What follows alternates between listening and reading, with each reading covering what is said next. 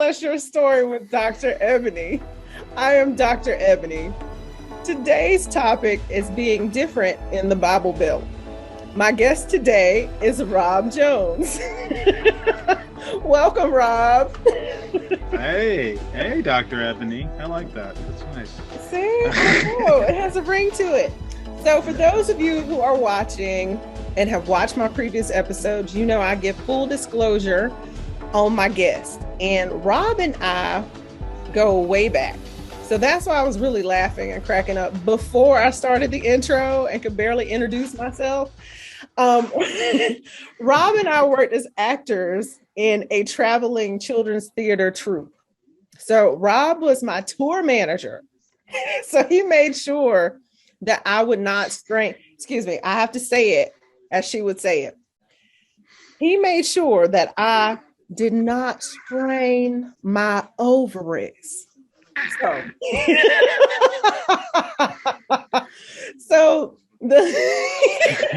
I was always wondering why I didn't get that sort of, no one cared about my stuff. So the funny part about that was the owners of the troupe, they're an older Southern couple, and the wife believed that the men should do all the heavy lifting. So we had like sets and props and all kind of stuff we had to lift on the regular basis. But she always made sure if we had rehearsal and she was there, she made sure Rob would lift all the heavy stuff because she didn't want me to strain my ovaries. And you can tell by Rob's reaction, that is the honest to God truth. I can't make this up. Cannot make this up at all. I mean, it was just them. So it was fun.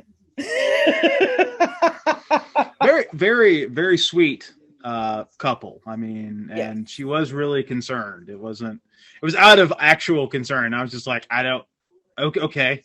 I don't think that's how the body works, but all right, whatever. So, we were always really nice about it. And as soon as she would leave, then Rob was like, here's the stuff, go. And I was like, of course.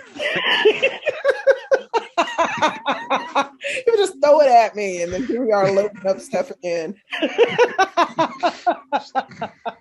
Like we would normally do while we were out on tour. I don't know what she thought we were doing when we were doing our performances. I have no clue, but. Especially that Christmas set.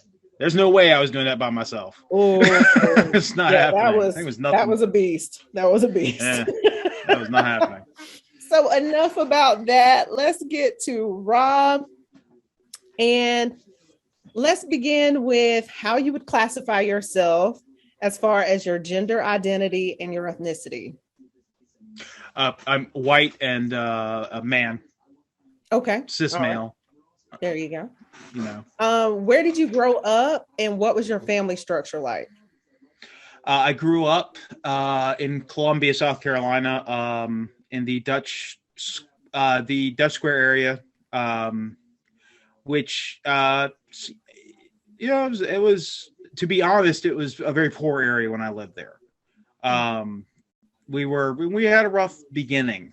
As my family. Now, when I got older, my parents had done the stock market and were doing better when I got older. But I remember being pretty catch as catch can for a bit. I did have a 2-parent household. I was very lucky about that. Okay. And I had an older sister as well. All right. So what did your educational journey look like when you started high school? High school. Both my sister and I went to Cardinal Newman High School, which is a Catholic school. Mm-hmm. And so I suppose we get into that since that has to do with what we're talking about here. Right. And I ended up, so I went to that for 5 years because I had to repeat my junior year, I think. It's been a while. Then from there, I went and did a traditional 4-year college, except that I double majored in English and theater arts. And so I spent an extra year in college. Mm-hmm. from there, I worked for a while. You mentioned it. Mostly it was at Patchwork. I spent most of my professional career acting. And then I went back and got my Master of Arts in Teaching Theater. Taught for a few years. And if you want to know more about that, we can talk about that. That doesn't necessarily bear on what we're talking about, but it's still part of that. And now I work, as I told you, I work with Amazon at this point.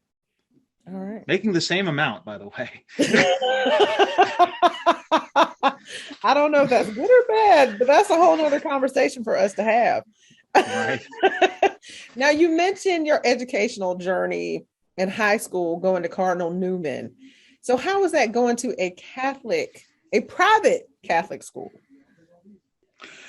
Well, so in relationship to my religious beliefs, I was raised Christian. I was raised Lutheran. Well, my mom couldn't even decide what religion she wanted to be. So I was baptized Methodist. I was like, I always want to kind of look at my mom and say, "This is your fault. This is all your fault." So I was baptized Methodist, and then I was Methodist. We spent a little time in the Baptist church, and then Mom really liked Lutheranism, and the Lutheran church we went to, which was a Good Shepherd Lutheran over in Forest Acres. And I ended up doing catechism and being confirmed in that church. At the time, I was just beginning to become an agnostic, though. I got confirmed for my parents. And actually, that's a refrain you'll hear a lot, because well, we'll get to that. I'm sure you'll ask about family, but it is important to know that both my parents were Christian. My sister is Catholic. And I think my brother-in-law converted Catholicism when they married. So I didn't snap I didn't grow up pagan. So in middle school and up early high school, I was agnostic bordering on atheist. And it really was a reaction to Christianity. It wasn't a real belief. It wasn't like I was really it was more like I was a metalhead who liked Slayer and hated adults. So therefore I hated God. You know what I mean? Gotcha. It wasn't a sincere I don't believe in this because I don't like you, Mom and Dad, kind of thing, So right. It wasn't a sincere belief. And to be fair to my mother, and to my mother specifically, my dad never really cared about it. But to be fair to my mother, when I had these questions, she was very good about just honestly talking about it, not being like, "You better believe or else." Gotcha. So going into a Catholic school as someone who didn't believe was strange. I would say so.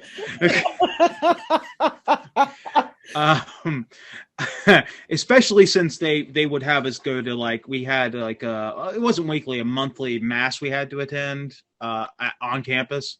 Right. And I didn't know. I was just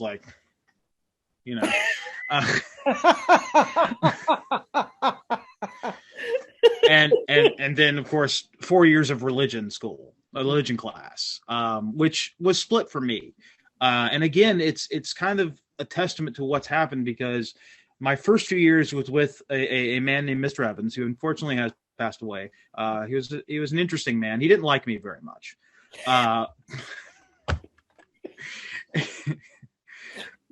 To be fair, I did not make it easy on him. I was well, you know me. I like the challenge. Mm-hmm.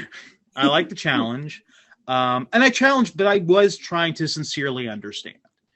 And he just couldn't answer my questions. I realize as an adult, no one can. Those certain questions, it's like, this is really worth answering.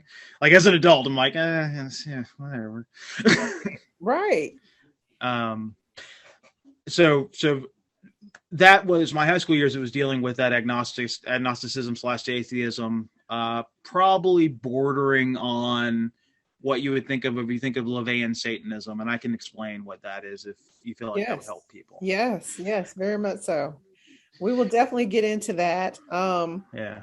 In fact, right after this, I'm just gonna drop a little knowledge on people right now. So, part of an individual's educational journey also includes their beliefs or disbeliefs in spirituality, or, it may be just different from the norm. According to the Public Religion Research Institute, also known as PRRI, 2020 Census of American Religion, 70% of Americans identify as Christian, 23% are religiously unaffiliated, and 5% identify as non-Christian religions. So, you have mentioned your process, Rob. So go ahead and explain to everybody, including myself, what your process was. Okay. It gets a little deep. It really does. That's good. We won't deep. Because I followed a very winding path to get where I am today. Mm-hmm. So like I said, you get to middle school, and some of it has to do with music. So I will mention music. I you know me, heavy metal music specifically is a huge influence on my life. Still is. I'm 40. I'll be 45 in February. Yes. And I still listen to records as often as I can, mm-hmm. And support new bands. So, I got into the punk scene when I was in middle school, and that's a very agnostic, atheistic form of music. A lot of those bands are anti-religion, anti-Christian, not anti-Christian per se, but very much there is no God, blah, blah, blah. And as I developed more into heavy metal, I started getting into a more what I talked about, LaVeyan Satanism. Now, LaVeyan Satanism, just to give kind of a basic idea, LaVeyan Satanism is named after Anton LaVey, who formed the First Church of Satan in the 60s. And it was a direct reaction to the hippie movement. He was very conservative. And it was very much... Satanism is really... His form of Satanism was really... Satan is an avatar, and you worship yourself. Okay. So it's kind of a form of atheism. All right. Satan's not a real being in this religion. And neither is God. There aren't any real supernatural beings. It's all about channeling what's inside of you, mm-hmm. and all that. Right. That never sat right for me, just to be honest. Okay. I think all of us, if you talk to anyone who goes through a pagan thing, and I don't like the word pagan for myself right now, but I will, because I'll explain what I am now a little bit as we go. I found a book on Wicca, mm-hmm. at that point. Right. I liked Wicca more, mm-hmm. than Satanism and atheism, and it was interesting. I did some reading, and this is where my mom comes in. My mom found the book and put it back. Didn't say a word to me. It came out a couple of years later. We were at the beach, mm-hmm. and my sister, who was in law school at the time, and had initially warned me when I was in middle school about the dangers of Def Leppard. I'm not joking. I was like, what? Like, she tried to, you remember that song Love Bites? Yes. Yeah. Okay. Wow. She tried to convince me that the part they were whispering in there was like end Christ or something like that. And I'm like, I'm pretty sure that just says Love Bites, man. I'm pretty sure so wow.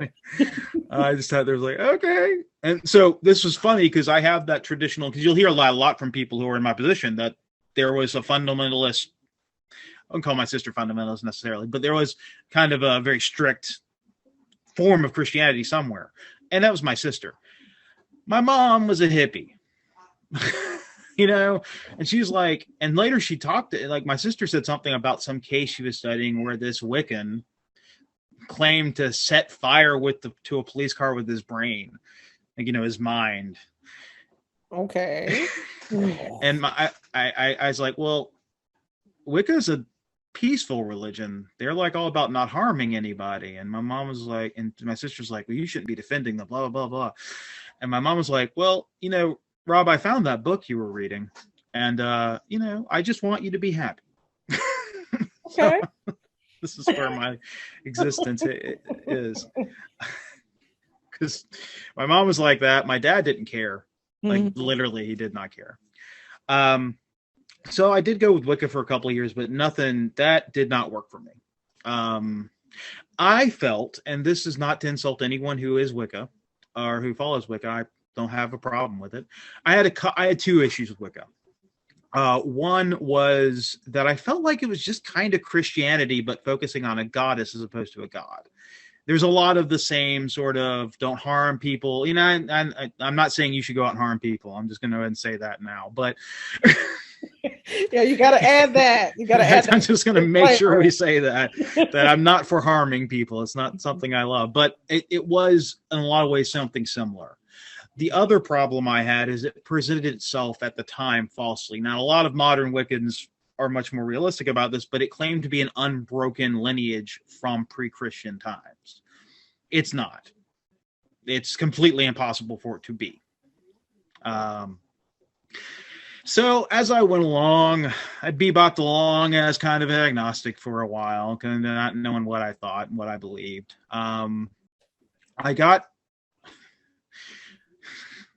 This sounds weird, me just thinking about this in my head. I never really thought about how this worked. The process. Because it becomes this hodgepodge of things. Right. Which I'll try to explain. And it's never simple. No, this was not simple. Oh, I wish this were simple. And right before you move on real quick, can you explain what being an agnostic is? Sure. Yeah. Agnosticism is basically, atheism is there is no God. Mm-hmm. Atheism is, it's exactly what it sounds like. A being none, and theism being theist, those who believe in God. An atheist generally will state there is no God. Mm-hmm. Or at least to the point of saying there is no proof for a God. That's usually how they view things. Mm-hmm. An agnostic is someone who's more willing to go, well, if I see evidence, if I feel something, I can maybe believe in a God, but right now I'm just not sure. Okay. So I spent a lot of my life not sure. Gotcha. Okay. About this. And it's going to be hard to explain how I got sure, but So I bebopped through most of college as an agnostic. Mm-hmm. Religion doesn't come up. I'm a metalhead. I listen to a lot of heavy metal music. I listen to a lot of satanic heavy metal music because that's what happened in the 90s.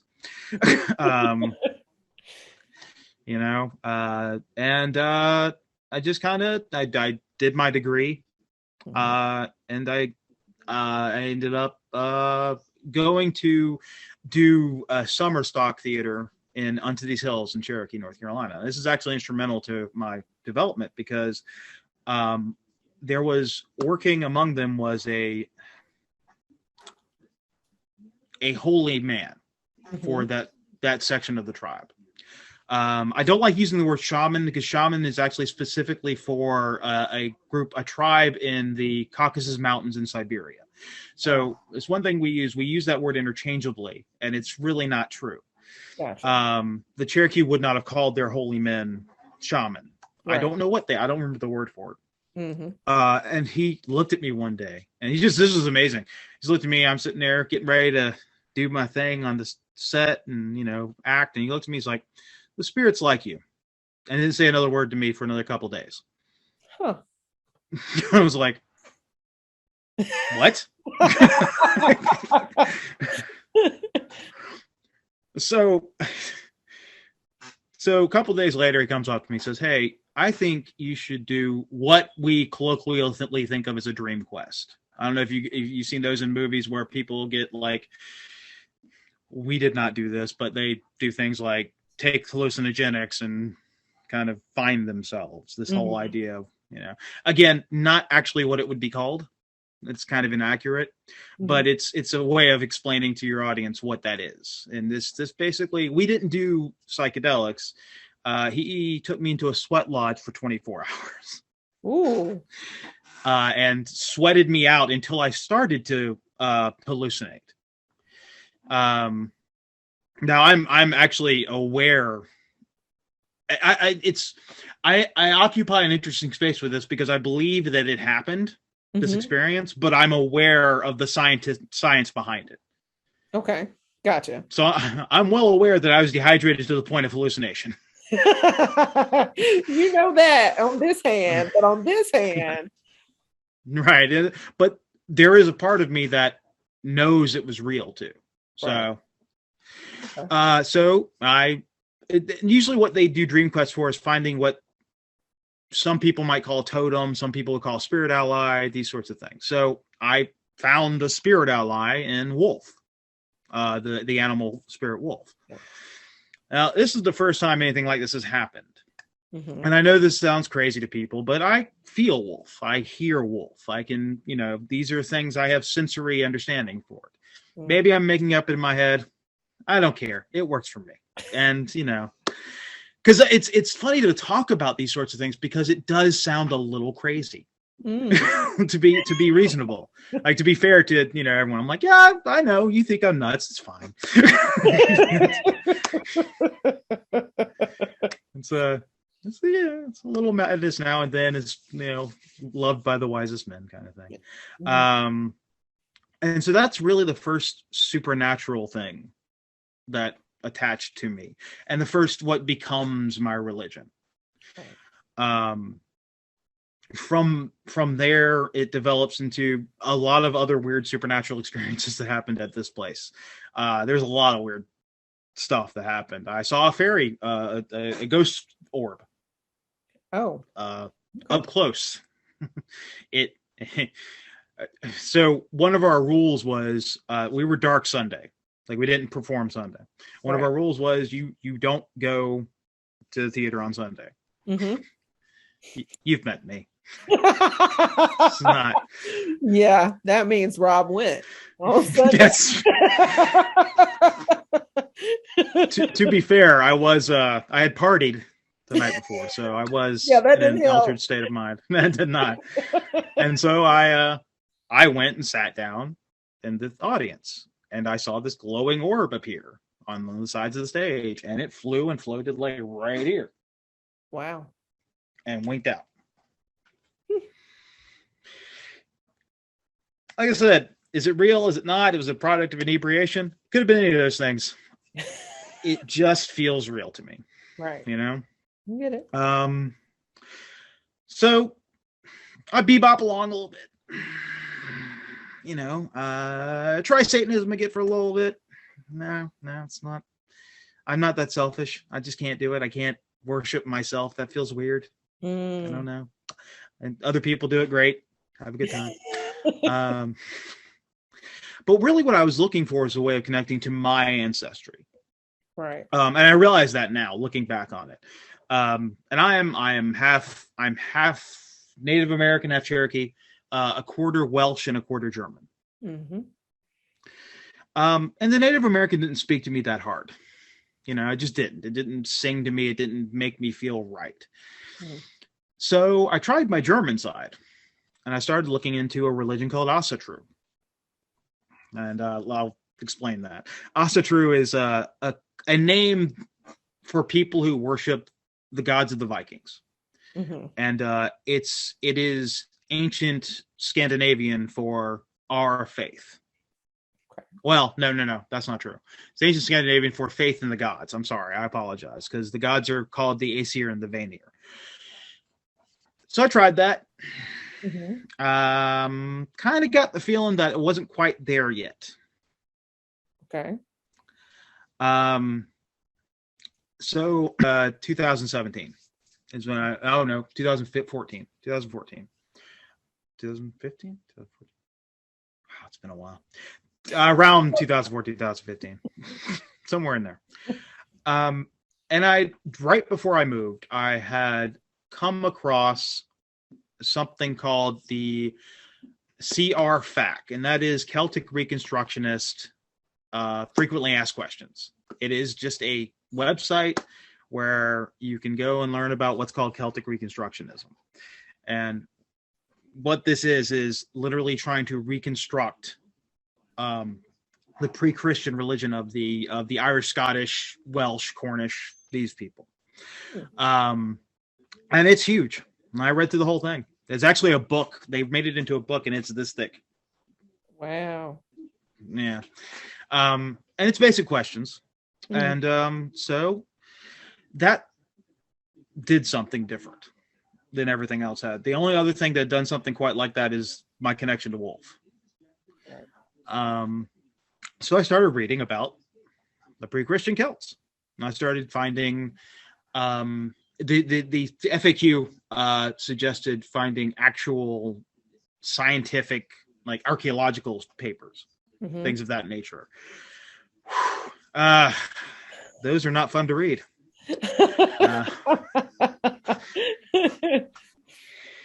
I imagine it would be a lot. Well, and I still have a backlog of books I'm reading. Right. So basically what I did is I read the primary mythological books. For the Irish and Scottish, I found good, well-researched folklore books, mythology books. And for the Welsh, I found a book called the Mabinogion, and there are also the 3 books of Wales. And I connected with the Welsh. Okay.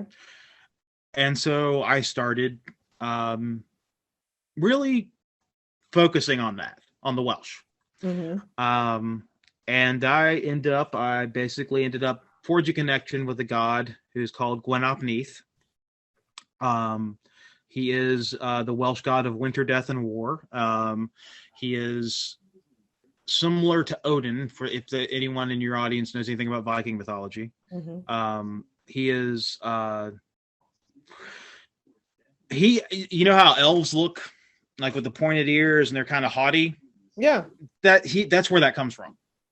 Oh. He actually has that look, and he's also bright. He's a little white. He's bleached white.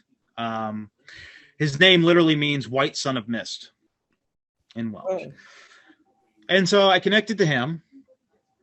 And then there's this, he's, you know, and so I started connecting to other of the Welsh gods and started doing offerings to them, and just basic stuff like, oh, I'm having a beer tonight, let me pour out half of it to these gods, or, you know, hey, here's part of my food for the night, you know, these sorts of things. And one thing we know about these type of rituals is they were that simple. This is, you know, they weren't like, these weren't people who were like getting together in giant churches, you know, or giant temples. They were giving their food to the gods and hope that the gods would give back, you know? So yeah, that's where I've ended up. Is there are some other gods I focus on. I do actually I have begun to give to Odin and Tyr, who is a Norse god and a god of law. And I have a mild connection with some Sumerian deities. Okay. All right. So I don't like calling pagan, because pagan makes you think of Wicca or, you know, these sorts of things, you know. It's not really that. It's more about finding these beings and connecting with them and trying to find the way the people who connected with them the first time connected with them. For me, I prefer. I've actually started calling myself Anglo-Brittonic heathen. Is what I've been calling myself. Okay, I like that. Yeah. Okay. So. And that's where I am today. Every Saturday, I give a little bit of alcohol and a little bit of food to the gods. Gwen is a god of war and a god of strength. So I started working out. I lost some weight. And I dedicate one of my hardest workouts every week to him in the winter, specifically. All right. So far, how long would you say you've been doing this? This specific path? Yes. Since about 2014. Okay. All right. Yeah. So during that time, what kind of traditions? I know you said, for your hardest workout, you would dedicate it to, who was it, Odin? Gwen. Gwen, excuse me. Fine. I know it's a Hey, lot. I get it. It's a lot of different. I'm Yeah, trying to keep up with the name for what and for who. it's fine. I'll remind you. I know you will. I'll That's remind why you. I'm not worried about it. What other traditions go along with this practice? Well, it largely depends on the deity. Okay. So, and some of it will depend on your connection to the deity. Some of this is building new traditions. Okay. So for me, so not only do I follow Gwen, I follow his opposite, Gwythyr. And Gwen is god of winter. Mhm. Gwythyr is the god of summer. You might know it from the stories of what we call the Holly King and the Oak King, where basically they would fight, and like the Oak King would win and summer would come, and the Holly King would win the next time. And this comes from the relationship between Gwythyr and Gwen. Partially, it comes from there are other cultures as well. So actually, in the summer, because I also connect with Gwythyr, I dedicate the same workout to him. Whenever I've started to drink cider and mead, which were when I don't drink often anymore, but when I do, and those were both holy drinks to both the Norse and the Celts. In fact, the apple is an incredibly holy item for the Celts, because that was a big deal. Mm-hmm. In fact, the place where their gods live, depending on where you are, it's in the Irish skies. It's called Avalon. Mm-hmm. It literally means the apple place. Oh wow! Yep. Okay. So it's very important to them. So making sure, and there are days that I make sure to offer a little more. So with Gwen, because he rises in September and he sleeps sometime in the spring. Mm-hmm. With where Wales is, we think it probably was close to March, because it got colder sooner and it got warmer sooner. Mm-hmm. And so for a lot of Celts, Halloween would be their New Year. Okay. Actually, for the Welsh and the Cornish, they think it was right around January, because it's right around midwinter for them. Okay. So celebrating a day in September is important. Okay. Most people who follow Gwenmeath actually use Michaelmas for that day, which is usually like the late end of September. All right. Because Michael and Gwen have a lot in common personality-wise. The angel Michael, the Archangel Michael. And then, of course, some midwinter time period. I actually like putting it close to New Year's, because the Welsh actually did have a day in January around that time called Dydd Calan, which literally means first day. And so they may have actually celebrated their New Year right about when we do. Okay. And that was a day and it's funny because you know how you do resolutions New Year's Eve? Yeah. It was considered a time for holy oath swearing. That an oath you would take and you would do for the gods, and if you broke, you were in trouble. Wow. Okay. Well, I see why more people aren't following that, because they don't want to get in trouble. Yes. Well, yeah. That's why if I do, you're not supposed to enter into these oaths unless you are absolutely 100% sure you're going to do them. Right. And then usually around March, April, I will find a day and celebrate with your rising and summer coming. Mm-hmm. Those are the three big days for me. Samhain is important, or Halloween is important to pretty much all the Celts to some degree. So, and my girlfriend follows a Scottish Reconstructionist path, so Halloween's more important to her. So we do something on Halloween. Mm-hmm. And midsummer is always going to be important, because you're getting close to when you need to start harvesting. You know, so somewhere around June, You have another day. And it's not really important what you do so much. There are prescriptions. There are things you can do. For the Welsh, it was a lot of times it was apples and a wheel of cheese that they offered.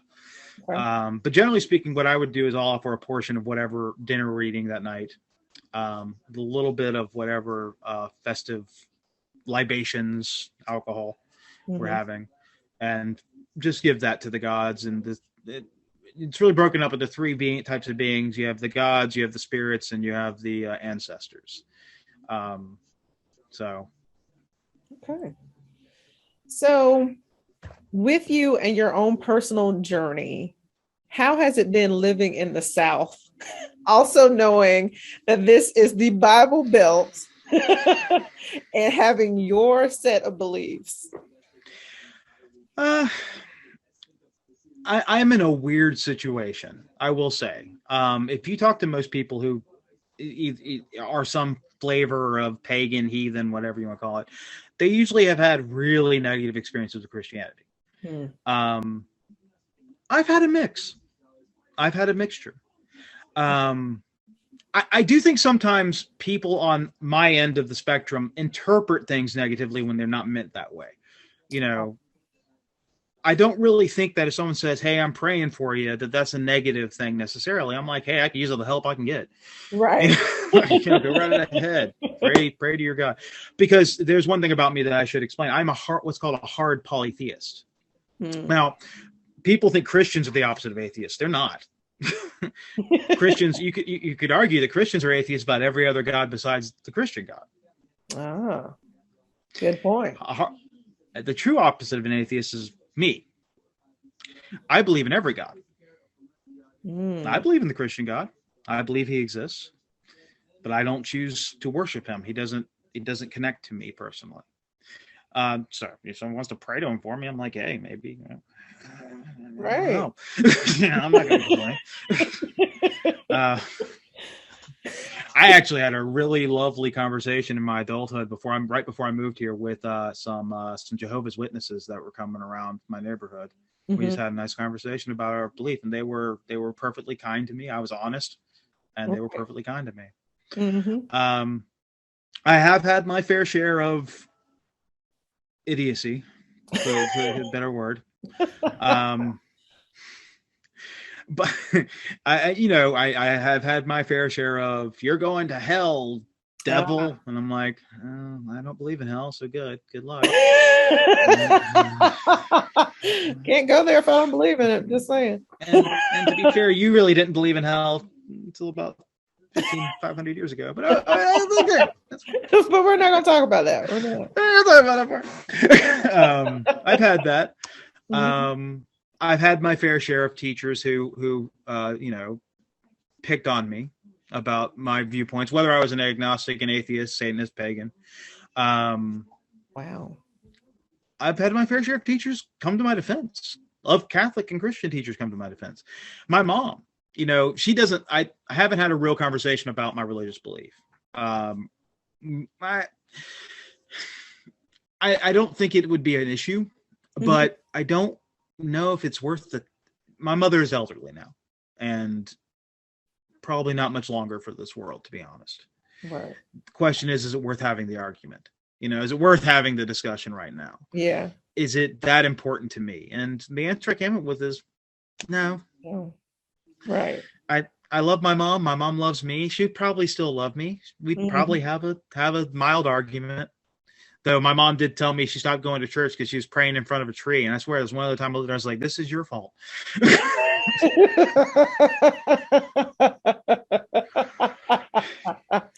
She's very sweet from what I remember. Still is. But it's, so I haven't had that discussion with her, but I don't really worry about it. My sister was a little bit rowdy when she was in college, just coming out of Catholic school. But honestly, at this point, it doesn't seem to matter. I did decide when I was teaching that I was going to be honest if someone asked me. And I had students who come up to talk to me, and see, that was actually an interesting experience. Like my experience growing up was meh. I had, like I said, I had an even mix. Right. I had people, yell at me for being non-Christian, and I've had people who are like, you have a right to be non-Christian. That's the great thing about this country. That, you know, I've had a mix of things. And so I'm in a weird position because I don't hate Christianity. Right. And I don't think it's fair to. Like I did try to join a local group of other pagans. They would call themselves Druids, which I don't get me started on the historical accuracy of that. Yes, because as you can tell, Rob knows his stuff when it comes to any type of research or history. He's on it. It's very important to me that if you're going to call yourself something, that you know what you're talking about. Right. But we had an argument, me and them, and that's not why I'm not involved anymore. There are other reasons which we can go into if you'd like, but because I realize that's probably part of this whole thing too. Yeah. I really am. It's funny, you know, you talked about the kind of minority idea and being kind of its own. I'm really a minority everywhere because of the path I've chosen, and it's because it's such an individualized path. But I made them mad. I wasn't mad because they kept throwing shade at Christianity. I'm just like, why? I told them this. I said, I'm not going to change myself to make a Christian comfortable. That's not happening. However, I'm not going to cast aspersions randomly at Christians just because we disagree. It's not going to happen. I'm just not that guy. Right. You know, if a Christian comes to me with respect and we talk, we can have a nice conversation. But I'm also not going to sit there and act like, you know, I don't follow a god of war. I do. Right.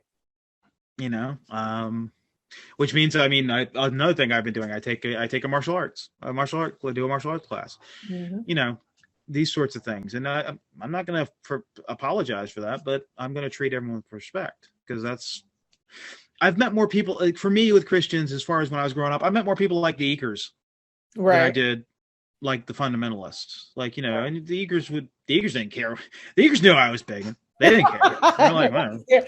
And when he refers to the Eekers, they were the nice older Southern couple that we worked for. Yep. It was very sweet. And they knew a lot about my journey, and they didn't care. Right. So I don't know. I don't think I have. Well, so here's the thing that's interesting. And we're probably going to get to the heart of some of what you're asking about. There are things I can't do because I don't belong to the majority religion that is actually kind of important to my religion. And what is that? What are some of those? Yeah, I figured that's where we'd like to go. Because personally, like I said, the individual Christians have been fine. You know, they've been like, yeah, whatever, I'll pray for you. Okay, good luck. You know, well, burial's a big problem, actually. Okay. Ideally, I would like to be buried. I'd like to be put on a hill in a bonfire and burn my body. Because the Celts believe strongly in the idea that your soul releases when your body is burned. Right. So it's actually illegal in most states to do that because it's considered unsanitary, which is ridiculous. So, you want to talk about the air we're breathing first?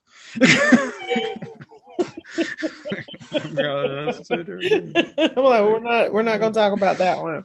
That's fair. But you know. And that's actually a big deal. That's actually a big deal. So I have to figure out when I get closer to death how I'm going to circumvent that. Right. There are places in America I can do it, but we're talking about taking me out to Colorado. Right. You know. Right. Yeah. I mean, unless you decide to go out there, you know, if you get a little older and you're like, hey, I'm just going to move to Colorado. Just die here. That's fine. You're already there. I'd be kind of say I wanted to die fighting a bear. That would be, you know, perfectly possible. Okay. All right. I figure either way you got a story. Yeah, that's true. Very Tristan from what was it? That Brad Pitt movie back in the day. Yeah, Legends of the that's Fall. actually where I got the idea. That's where I got Legends the of the idea from, because that's Fall. what he That's does. it. And I Yes. kept thinking, I was like, so you die fighting a bear, and people are like, dude, that dude died fighting a bear. That's awesome. But what Yeah. if you win? Oh, See, either way, you come out of this on top. I mean, that's there's just true. no way around Very it. true. Very true. So But there burial also and what else? there's also the issue with feasting and giving to the gods. And here's what I'll say: a lot of people see animal sacrifice. Mm-hmm. I'll put it this way, because a lot of people see the movies and Right. the TV shows, and they don't actually know how the animal was treated for animal sacrifice, Mm-hmm. and so they think it's cruel, and it's actually not. Mm-hmm. In fact, the Anglo-Saxons, they would cut the head off of the ritual beast and put it facing the north with its mouth open, Mm-hmm. because its spirit went ahead of everything else. And if it went to the gods and said, man, they did not treat me well, it was painful, it stunk, I didn't like it, you didn't get what you wanted from the gods. The ideal Oh, was it would go and say, oh, it was great, I got to eat and it was painless, and then, it was nice, and the gods would favor you. huh. But it's really hard to do that sort of animal sacrifice. Mhm.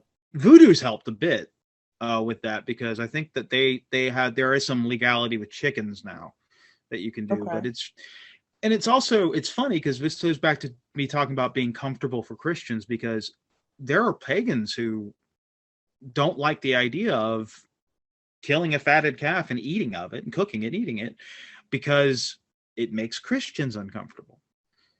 Really? Yeah, because they're afraid of this goes back to their to their experiences, because they're afraid the Christians are going to come and burn, pitchforks and Right. torches, and Right. it's Yeah. like, Yeah. okay, there are some bad people in the world, yeah, but this 2021, guys. We can probably all move forward a little bit. I think you don't get that. You don't get that level of stuff anymore. Mm-hmm. But so it does make things interesting in some ways. Mm-hmm. But it again, because I'm fine with animal sacrifice, because I'm fine with some of this other stuff. Well, and the sky burial thing, no one in the pagan sphere is bothered with. But there are things that our ancestors did that even some of my pagan cohorts would be like, Not too much. yeah, yeah. Gotcha. So that's those are good examples. Yeah, very much so. I would say so. So, what types of assumptions do people have about you and your beliefs other than you're the devil? The devil's always a fun one, because I'm just yes, it is. I know why are you calling me enjoy an that one a archangel? lot. Yeah, well, I'll be honest with you. As I've gotten older, it gets tiresome. It really does. Like, at this point, I'll be 45 in February. I'm like, dude, look, I'm just trying to make money and survive, and over it. have food on my plate and a roof over my head. I don't really care Mm-hmm. about being the devil. I admit, when I was in college, I played that up. Yeah, that was fun. I remember but you the stories. Yeah.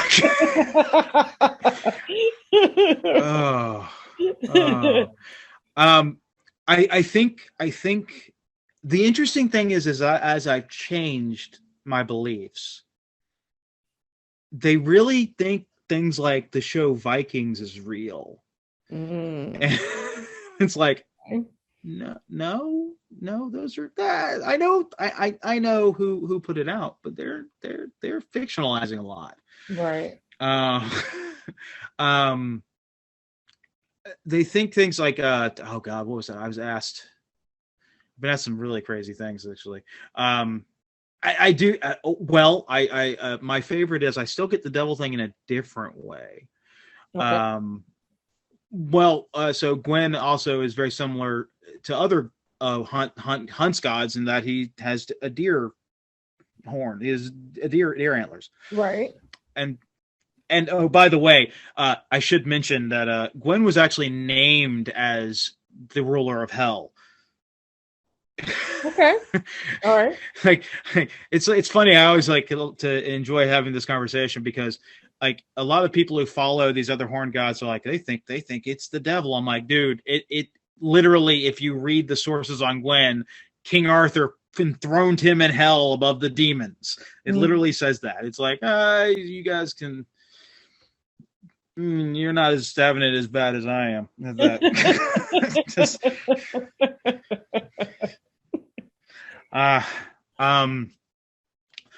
so yeah, I get the devil thing. But I also get some interesting pushback. Like I said, you know, it's like they're like, so do you go and rape and pillage? I'm like, did you really ask me that? What? Like, that's a question? Is that I had a kid ask me that in school when he saw one of the things I wear, which is I don't have it. I lost the string, but it's called a walknut, and it's three triangles combined, and it's basically a symbol of Odin. And he's like, I was like, well, he's like, what is that? I'm like, I'll explain what it is. And he's like, so do you rape and pillage? I'm like, it's like, how could I teach you? I literally looked up at I was like, am I being punked? Is that what's going on here? You didn't really ask me that sincerely, did you? Like, that's not, you're joking, right? And he was not. He really actually was concerned. And I said, no, I don't do either of those things. Wow. They're illegal. Just a little. Yeah, rightfully so. So yeah, I've had that. I think one of the weird things I get from adults, and I get pushback from other pagans, like I said, because I don't have an issue with animal sacrifice. Other pagans are like, you're gross. I'm like, I don't know why I'm gross. Right. My ancestors did it. Why can't I? And I'm not hurting anybody or anything. I get weird looks from some of the things I've codified as like explaining to people that I lift weights as a way of worship freaks people out sometimes. Why does that freak people out? Well, because I think we're so used to, and this is a fault of, I think this is, it's 1700 years of Christianity. And I think that's built into a mindset of, well, you're supposed to go to a place and someone's supposed to preach to you. And, you're supposed to do these specific codified things, and that's worship. Right. Putting the weights on and just lifting weights. Well, if you follow a God of strength, well, you're going to want to be strong, Okay. So I think that's one thing. And I think that's true across the board of everyone I've talked to, no matter what they believe, is that weirds people out. These basic small sacrifices of my time and whatnot. You know who it doesn't freak out though? This really cracks me up. It doesn't freak out fundamentalist Christians. Interesting. Why do you think? Now it freaks them out. Now it freaks them out that I'm worshiping and not worshiping their God. That bothers them. They're like, well, you're still a scum-sucking Satanist, but that's not true. No. But they actually resonate with this idea of taking little things in your life and giving it to God. Okay. So I could see that. They'll be like, well, it's fine that you're lifting weights for your God. I just wish it was the right God, one that exists. So that's what I would get in response. Gotcha. So it's like, okay, this has been a productive talk. Okay. And actually, I get yelled at a lot by atheists. Why is that? I mean, Rob, you just make all sorts of things up, huh? No. I'm like, really? This is really way more interesting than what I had even expected this conversation to be. So why? Well, because I believe in something and I'm an idiot. There you go. Hallucinating, or right. It's they've gotten really strident in the last 20 years, as the atheists have, because they've picked up steam. You know, they've got become more of a movement. And you know, people sit there and say, well, Christianity it's Christianity that's the problem in that sense. You know, they're gonna come at you. I'm like, you get a big enough group of people together under any belief, they're gonna come for you if you're not the same. Yeah. It's not special to the Christ worshipers. I mean, think about what they went through in Rome. Mm-hmm. You know, it's like people are bad at that. We're bad at accepting individuals. Mm-hmm. Now, how was that when you were teaching? Because I'm just thinking, you know, just being in the South, being a teacher in the South, and being raised by teachers in the South, and all the restrictions you have to have, you know, you can't talk about this way, you can't talk about this at all. How in the world did you get pushback from parents? I mean, really? So what I did, yes and no. I'll state that, and I'll explain where I got pushback and where I didn't. Mm-hmm. So what I decided to do when I started a little into my teaching career, I started wearing symbols of my gods out, just like someone might wear a cross. Right. And what I decided is I'm not going to say a word, but if someone asks, I will be forthright and honest. So I didn't say anything. Mm-hmm. But the kids were like, what is that? Mm-hmm. Like I'd lean over and, you know, and there are two symbols I wear a lot. And one's the walnut, which I talked about. And the other is what's called a triskele. And it's also a 3 thing, and it's more Celtic. Okay. So either way, there was something there. And I explained what the symbol was. And I just explained, it's like, this is me in veneration to my gods. Never got pushback on that. Okay. However, this is funny. So when I started teaching theater history in Columbia, at Columbia High School, which this is why this kind of makes me laugh a little bit, because I will be honest, this is a bit of my own biases that got fixed. I expected more pushback from this from a white conservative group of people. Right. If I ever got this. Well, you know Columbia High. Mm-hmm. This is not it's not white and conservative. It's black and usually leaning Democrat or liberal. Right. Well, so I started teaching theater history. And theater history starts in Greek and Egyptian culture as a way of worshiping their gods. Right. Oh, no. That's all I said. That is all I said. I said nothing about it being the right way. This was before I started wearing anything out. This is before anyone knew a thing about me. Right. And like 2 parents came up to me and were like, why are you teaching my kids that Christianity is wrong? I'm like, whoa. I am not doing that.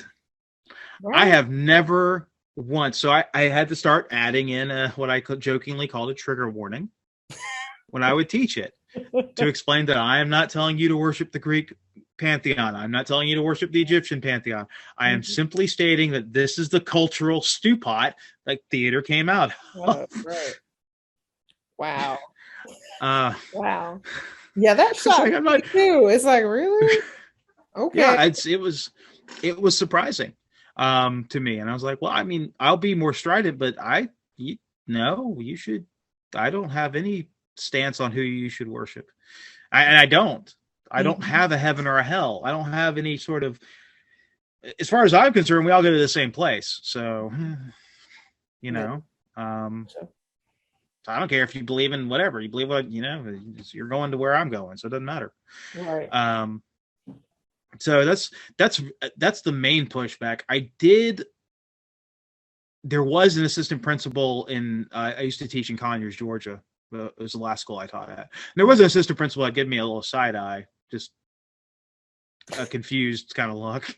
Not angry, and not like, you know, he was just kind of like, hey, what are you doing? I don't know how to take you right now.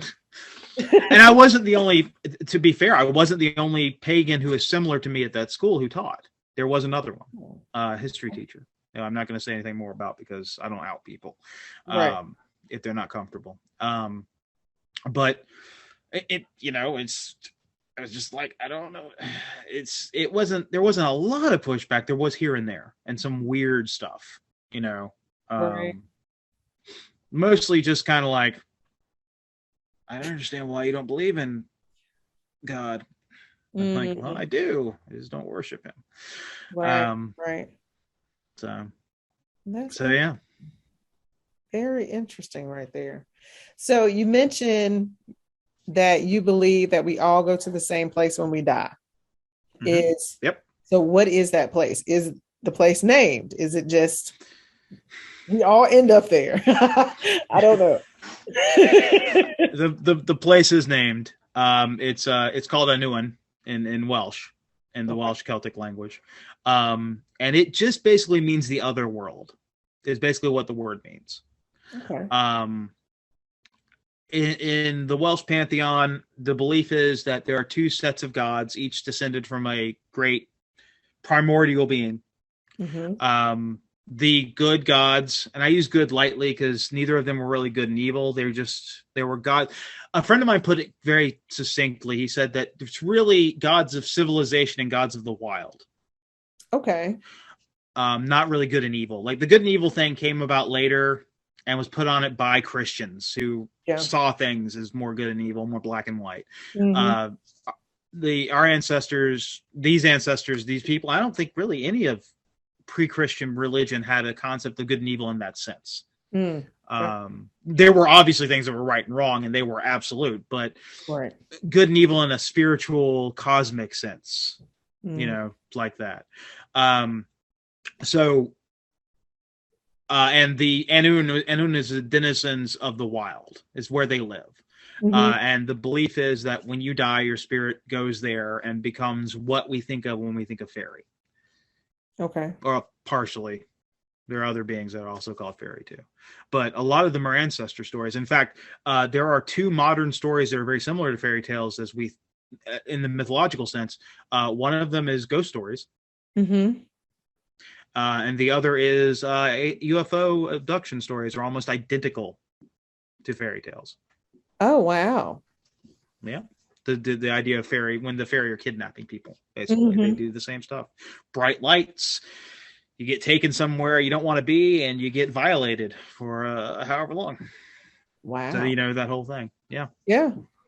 Wow, that truly is identical. That's interesting how all of that kind of goes back to that. I'm going to start asking some other questions now that I know this. Thank you. Okay. So what would you like to tell those that look down on you and your belief and your practices? Yeah.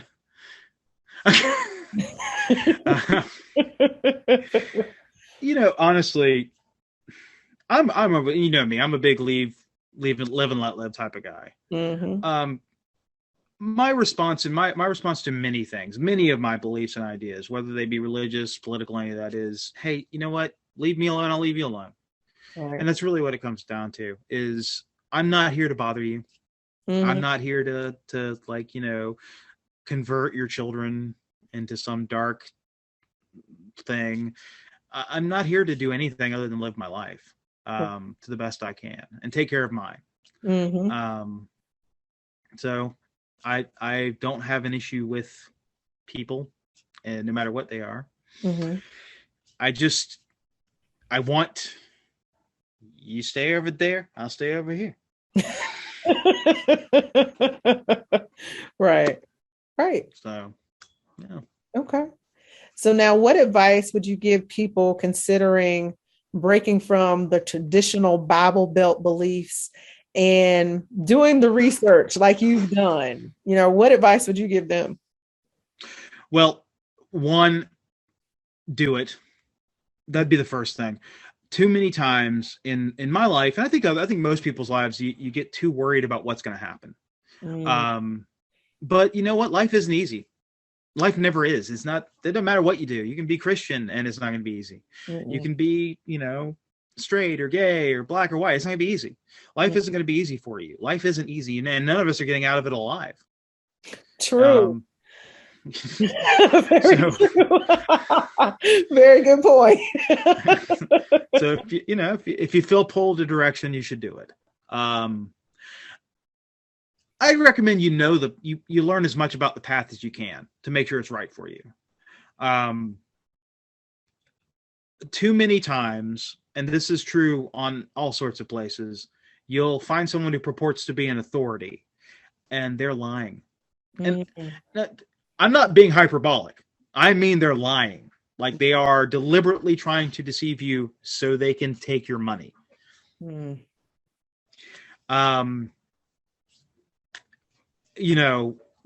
that you're talking, it depends on what you want to do. If you're interested in Wicca, you have lots of resources and can easily find something that'll do what you want to do. If you're interested in doing this takes a lot more reading. It takes a lot more understanding. Well, especially since we have a less broken line with this than we thought we did, because we know there's a lot embedded in our culture that actually, in European and American culture specifically, that does kind of harken back to this stuff.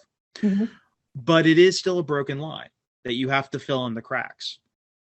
Okay. So, and that's the hardest thing about what I do. Is Wicca is a fully formed belief system. Judaism is a fully formed belief system. Christianity is a fully formed belief system. Islam, Hinduism, any of these modern big religions, Baha'i, any of these things are already fully formed belief systems. Right. I am picking up scraps and slowly piecing them together. Gotcha. All right. Now on to the last two questions. And I consider these to be the most humanizing questions. Okay. And they're very important part. They were a very important part of our traveling while we toured. And it's about music. I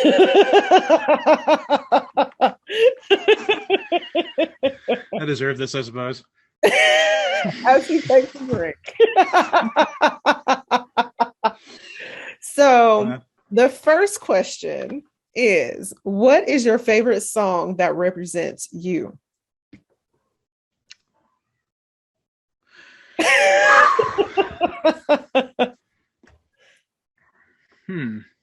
That's hard. That is legitimately hard because there are multiple facets to my personality.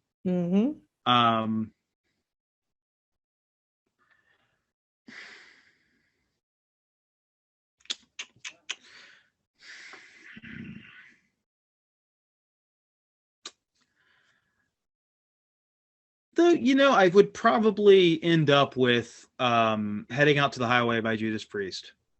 Okay. Because it's about one thing that I seem to be good at doing is kind of just figuring my own way out and kind of doing stupid things and landing on my own 2 feet.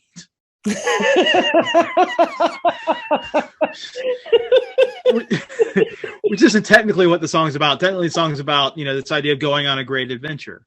Right. And I feel like that's pretty much been my life, is heading out to the highway, got nothing to lose at all. Going to do it my way, and I'll stand until I fall. There you go. That's it. I'm liking it. Yeah. So lastly, what song do you believe represents those that are in your belief system or believe in your belief system?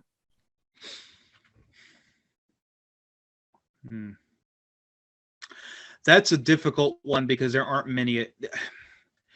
See, this gets interesting because I figured it would.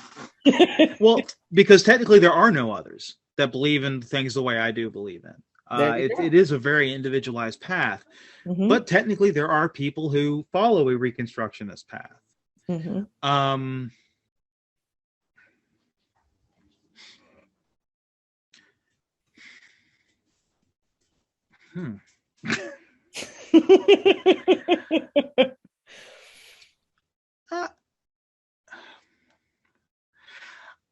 I think if I picked the song, it would be more of an exhortation than it would be about them.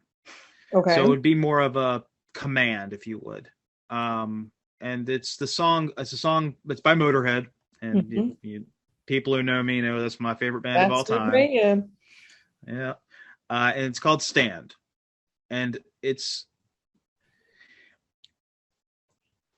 we are too small of a group. You mentioned that 5%.